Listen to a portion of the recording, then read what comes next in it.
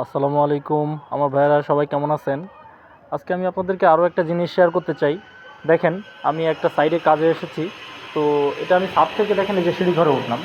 তো এই লোক যা করেছে এখান থেকে হলো এই ছাদ, তো এইটা ছাদের উপরে আরও একটা ফ্লোর করে দেখেন, এই যে উঠতেছি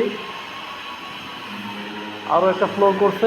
উপরে কিন্তু ছাদ নাই ভাই, শুধুমাত্র সিঁড়ি ঘরে চিলে কোঠাটা উঠাই দিচ্ছে। এই যে দেখেন, আর এক ফ্লোর উঠাই দিয়ে এইখানে ট্যাঙ্কিটা রাখছে।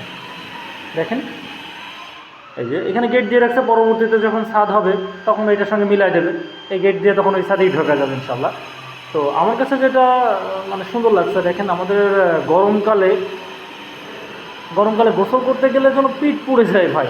এই যে গরমকালে গোসল করতে গেলে যে পিঠ পুড়ে যায়, এটার যে অবস্থা হয় আসলে বলবার বাইরে। তো এই লোকের এই বুদ্ধিটা আমার কাছে খুব পছন্দ হয়েছে।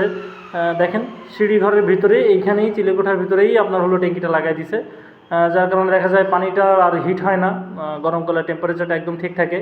যদিও জানি আমাদের শীতকালে একটু প্রবলেম হয়, তবে দেখা যায় যারা শীতকালে প্রবলেম হয় ম্যাক্সিমাম লোকের বাসায় গিজার থাকে। তো আমার কাছে ভালো লেগেছে, আশা করা যায় আপনাদের কাছেও ভালো লাগবে।